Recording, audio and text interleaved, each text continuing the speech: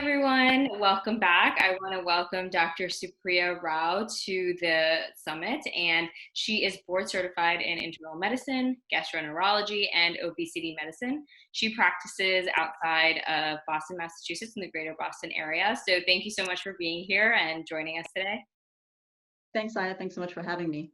Okay, so today's topic is weight loss, mindful eating, and the gut microbiome. So, Dr. Rao, just go ahead and tell us what the gut microbiome is because I have no idea. So the gut microbiome is basically this system of trillions and trillions of bacteria that's present within our small bowel and in our colon. There's anywhere from 1,000, 1,200 species of bacteria that's present. And the reason why it's really important and why it's gained a lot of traction in the last several years is because it is important in mediating like vitamin synthesis, fermentation of carbohydrates, metabolism, as well as one of the most important things is kind of the development and maturation of our immune system.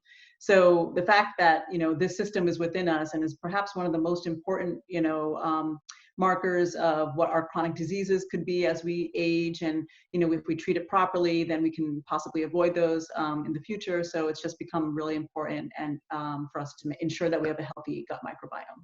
And so, as someone who's just, a normal person living, eating, how do I know if my gut microbiome is healthy or unhealthy? And I've sort of never evaluated it myself. Right. And so, you may have seen people say like, oh, these send away kits, oh, see what kind of bacteria and whatnot that you have. And I don't really take much stock into that. There's, been a couple of decades of research now with the gut microbiome, but it's still, I think, in its infancy. So, to know whether or not you have a healthy gut microbiome is just a kind of your overall sense of how you feel. Do you feel fatigued all the time? Do you, not feel great? Chronic medical conditions play into this as well. So there are a lot of different things that we can do to optimize the health of our gut microbiome, and that can help us with weight loss and just, like I mentioned, avoiding chronic medical issues in the future.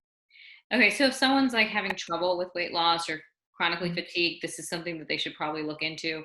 How is it related to weight loss specifically? Right. So what happens is, as when we think about weight loss, we always think about, okay, what diet should I be on? Should I be on a low carb diet? Should I be on this diet? Whatever. And, Right. yes, exactly. And what I found now, having been someone who's tried those things and have patients now who tried a million diets, there is no one real diet that works. It's whatever you feel like you can sustain. But in the end, the studies show that either a whole food plant-based diet or a Mediterranean style diet. If you look at the blue zones in the world, I mean, it's like Greece, Japan, Loma Linda, California, like these places around the world where people are living, into their hundreds, centenarians, they see the kind of food that they're eating, and it's usually one that's like based with whole foods, plant-based. So you're thinking, lots of fruits, lots of vegetables, whole grains, healthy fats, very little meat, or if there is, it's usually fish based, and actually like low amounts of dairy as well. And so all of these are super important. And what happens when you're eating plant-based foods, and especially increased diversity of plants, if you're having like, if you eat like celeries and carrots every day, that's not a great diversity. You need to make sure you're trying to like expand that. And what happens is when you feed your gut those kinds of foods, those plant-based foods, it turns and also like healthier carbohydrates, it ferments your food into short chain fatty acids, and that's been shown to be super helpful in improving your immunity. It's been shown for helpful for weight loss. And so, obviously a good diet like this paired with all different other changes in your lifestyle are really important to kind of for weight loss and just overall well-being. So you can still eat carbohydrates. You can still basically consume the same amount of calories. It's just the calories are coming from somewhere else, or do you really need Yeah. to be reducing your calorie count? Because what we always hear is that, basically the key to weight loss is just reduce the calories in and increase the calories that are being burned. Out. Yeah, exactly. And as we've seen with research lately, is that a calorie in and calorie out, like that whole negative balance doesn't really work for a lot of patients. And calorie restriction, yes, you might lose some weight initially, but then your metabolism and your metabolic rate decreases. And so then your body adjusts to that. And actually, a lot of times, if you're doing certain diets, you lose muscle mass that way too. And so it's just not a great way. I don't tell my patients to really count calories, and I don't myself. I find that if you're eating a very heavy plant-based diet with carbohydrates, and when I'm saying carbohydrates, I'm not saying like, chips and, large amounts of rice and pasta and stuff like that. I'm saying more like kind of like ancient grains, whole grains, quinoa. Potatoes aren't evil, so if you eat them once in a while, it's okay. Sweet potatoes, though, are great.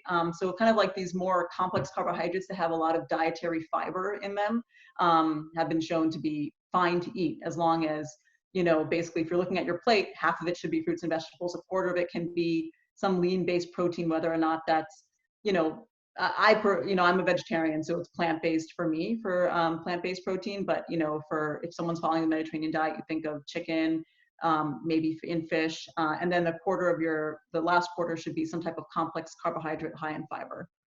And so you mentioned about protein just now. So I think a lot of misconception is that if you're a vegetarian or you're plant-based, that you're not going to be able to sort of build muscle mass. And, we've seen that a lot of athletes who are very, muscular. Right. If you've seen Game Changers on Netflix, Yes. it totally debunks that. So I was going to mention that after watching that, I was like, oh, wow, I need to be plant-based.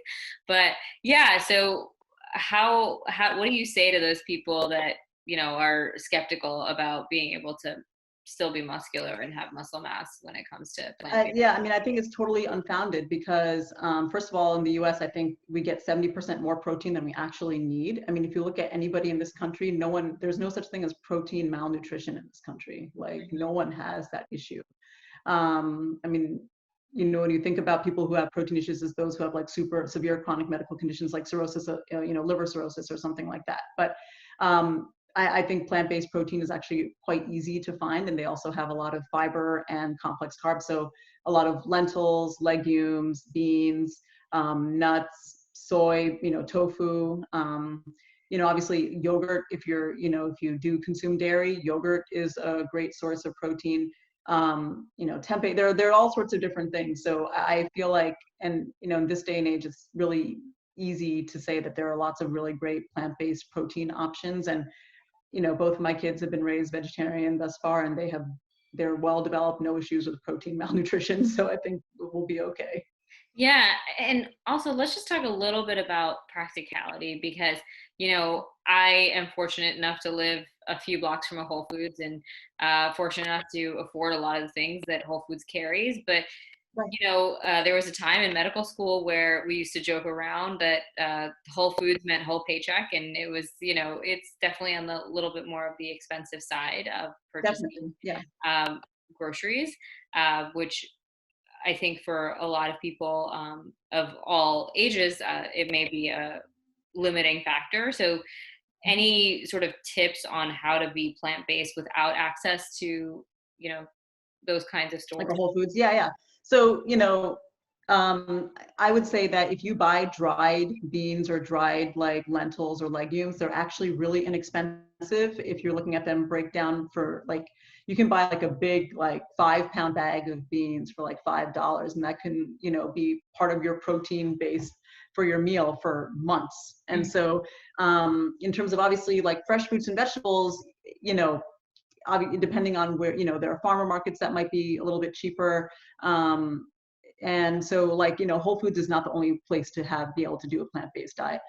Tofu is not that expensive. And in terms of like, again, fruits and vegetables, if you need to buy frozen even, like that's actually super healthy as well and very inexpensive. So, nuts, beans, legumes, yogurt, these are all things that aren't that expensive compared especially to meat if you're buying. Yeah, that's true. And actually, I didn't know that until recently that frozen vegetables are actually just as healthy, which is surprising. Yeah. So, can you talk a little bit more about why that is? Why frozen vegetables are. Yeah, like how is the nutrients? It's just preserved, or how does it? Yeah, so I think they're basically harvested at the time and then immediately flash frozen. And so oftentimes, what I'll tell people is everyone's like worried about buying organic or local, and so I say, buy those if you can, if you have access to that. And obviously, there are certain foods that you want to be able to buy that are organic, like strawberries, things that pesticides would be more likely to, corrupt. Right. But things with thick rinds and stuff like that, it's okay if you buy conventional for those, and they end up being much cheaper that way. But frozen foods, I buy frozen foods all the time because I don't know necessarily, like, in a week, if I'm on service and things are busy, like, I'm not going to have, first of all, the time to chop things and make sure I, like, meal plan. So frozen foods are coming to my rescue, and they're just as healthy, honestly. I mean, it's just basically the same. It tastes the same. It looks the same. So, go for it. And super inexpensive. Yeah, I get a lot of questions like, oh, how do you do it all, being a mom and being a doctor? And I'm like, I don't do it all. It's like, I really don't Yeah. cook. And that's, I want to be better about that because now I have a Yeah. young son. I don't want to be eating cereal for dinner, and setting Right. that example. So we've been doing a lot of stir fries, and we buy our vegetables frozen. After I heard that, I was like, oh, I can buy frozen vegetables and it saves the Yeah, time. it's really nice. And it's like, Yeah. yeah, so, and to that, I would say, like, engaging your kids from a young age. Like, my kids are 6.5 and 5, and basically I cook almost every day with them and have them help me out in some portion of it, whether it's like my older one is starting to chop things a little bit, my younger one likes to stir. And so just kind of, and we eat, all different kinds. And I think that diversity is important, and showing kids that they are able to eat different kinds of food. And it doesn't always have to be mac and cheese. It can be something, a little bit more interesting, or Indian food. My husband is Taiwanese, so we eat a lot of Asian food. So it's just good to kind of introduce them to that at a young age, and then they're more likely to want to try things. And if you engage them in the cooking process as well, it really it makes them want to eat what they're cooking and make them more interested in being healthy, I think. Yeah, and set up healthy habits down the line so that when they grow up, it's, they're aware of what they're eating. And I think that sort of brings us into what we were going to talk about anyway, which is mindful eating and weight loss. So can Right. you tell me a little bit more about what that means and how we can all start to employ this and even instill it in our children? Yeah, so I mean, I can fully, disclose I was not a great mindful eater throughout all of training, because, when you're eating, you basically are trying to get, check off one task to another and move from one thing to another. I would eat often just standing up or throw something in my mouth and run. Very poor mindful eating habits. And I was a lazy vegetarian for years, like just eating whatever. But now I feel like I've really changed things around. So mindful eating is basically just like promoting your body's awareness as to like its cues, and what, being able to sit down, enjoy a meal, put your phone aside, eating slowly without distraction, thinking, okay, I'm going to sit here, enjoy this food, appreciate this food, and I'm going to eat until maybe I'm about like 80 or 90% full. I don't need to gorge myself and like till the point of like being overstuffed and kind of be uncomfortable.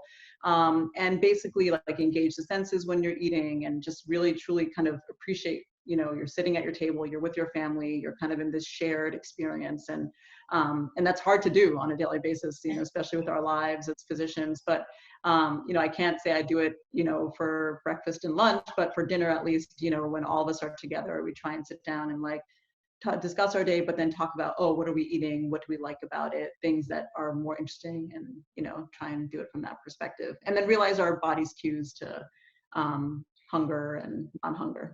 And any tips for a lot of people out there that maybe don't live with their family, or they're single and they live by themselves?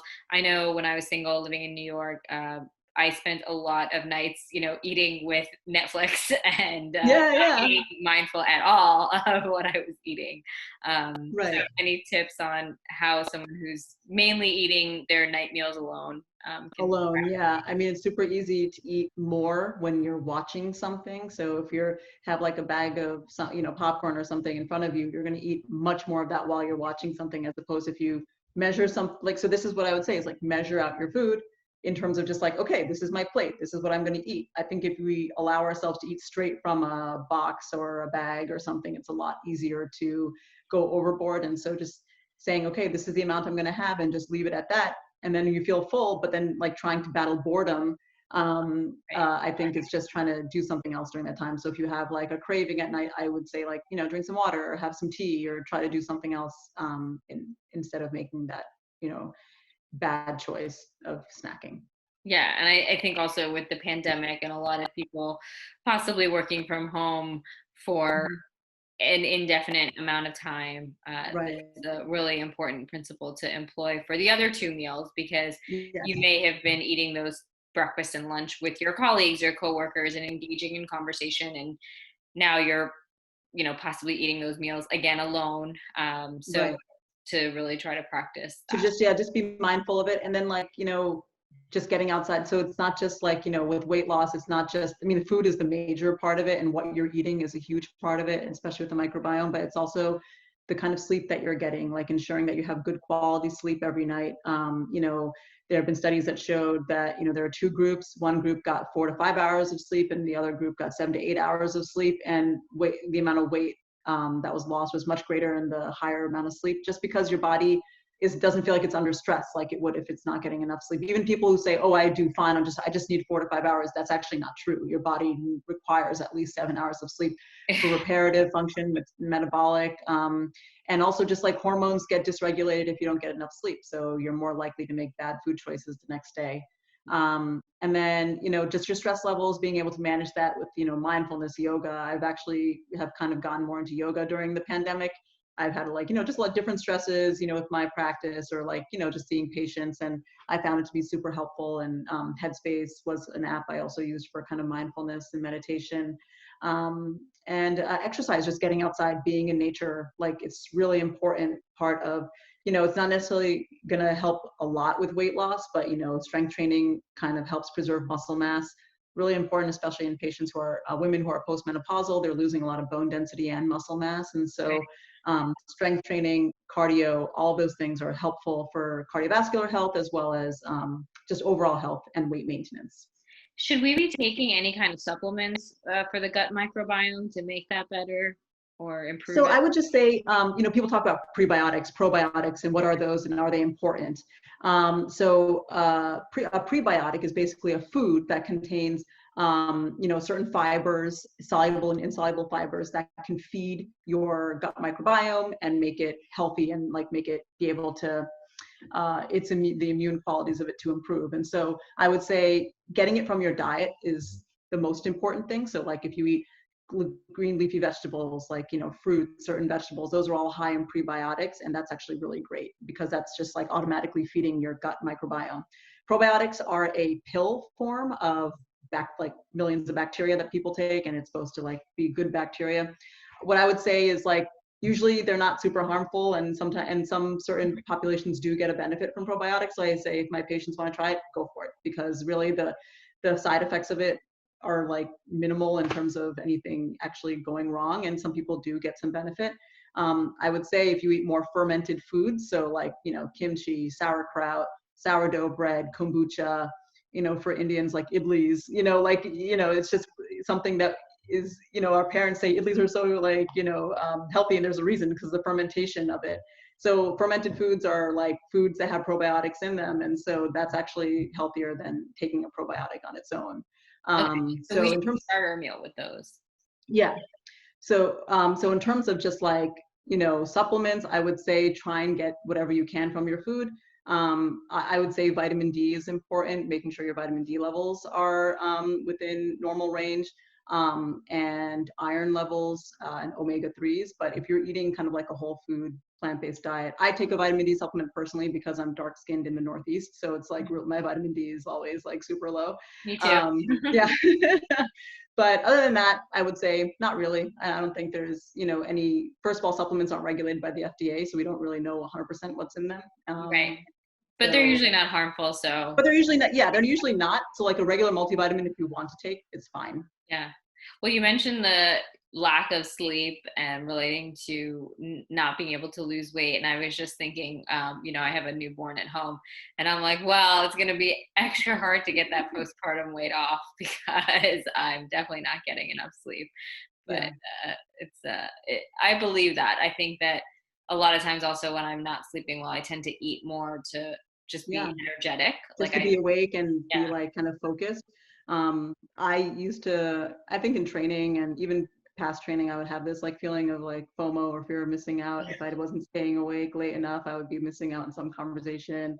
And I just realized that FOMO is it's just, real. Yeah, FOMO is real, but so is like your body, your A health. And so, clinical disorder. yeah. But it's just like showing, like, I mean, sleep deprivation has been linked to so many chronic medical issues, heart disease, can't, like all sorts of things. And so it's just not worth it in the end. You just get some sleep. It's really important for your health. I've been doing a much better job of that recently. And also my kids sleep through the night. I have that benefit over you. Things do get better as they get older. Yeah, So I know. I you will mean, get that it's sleep. a blessing to have a kid, but yeah, it's interesting, the Yeah. sleep situation. And anything with sleep and the gut microbiome, is there a relationship? It's just, I mean, I don't think that has been, I mean, I think there are studies ongoing for that, but I think it's just more that certain hormones, like your hunger hormones, are upregulated after a poor night of sleep or not enough sleep. And so you're just kind of, your brain signaling to make poor choices, which then will kind of downstream affect your gut microbiome in terms of the choices that you make. So those are, yeah, all, like, it's all needed, and it's all really hard to achieve. If you can achieve like some of them some of the time, or all of them some of the time, it's just doing what you can. I know everyone has like hectic jobs, and it's just really, it's really tough. Some of my toughest patients are the ones who work second shift or night shift, and their circadian rhythm is off, and I'm trying to figure out ways to like help them with weight loss when they're awake from 9 p.m. to 6 a.m. or something like that. It's really tough.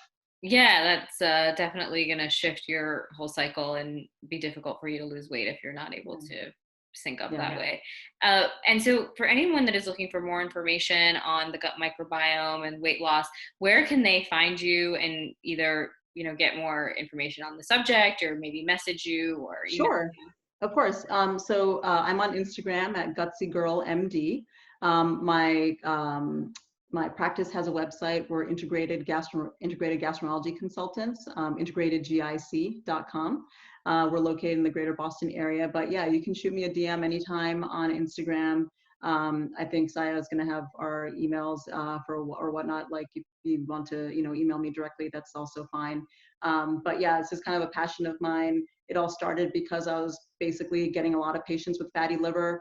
And their overweight fatty liver is kind of like from metabolic syndrome, high cholesterol, diabetes, all these issues. And I didn't really have a good plan for them. I would tell them to, like, diet and exercise, and you should be able to lose weight, come back in 6 months and see me, your liver enzymes should normalize. And that wasn't happening. And I felt like I wasn't doing right by my patients. And it really made me feel like I needed to kind of research this more and get more training in this. Otherwise, I didn't feel like I was doing a good job for them. And so I feel like now, having gotten some more expertise in this, I'm able to be a better resource and help my patients better. Yeah, no, thank you so much. And thank you for helping us and helping me understand more about the gut microbiome. And you've inspired me to eat less cereal for my meals. It's okay. You can have cereal some of the time. As Yeah. long as you're like trying to achieve things 85 to 90% of the time, that's good. I definitely am not 85 to 90%, but I am getting better. And all these conversations with all these experts is definitely, really a impetus for me to change my own behavior when it comes to eating habits. My son is going to be on, breast milk and formula for the next, few months. So Right, I have some leeway before I start getting him on solid foods, and I need, right. go get more vegetables and be more mindful, and, Of course. get into really good habits myself so that I Yeah. can do that for him. But thank you so much. And you can find her at Gutsy Girl MD on Instagram, right? Yes. Yes. Okay, great. Take Right. care. Take care. Thanks for having me.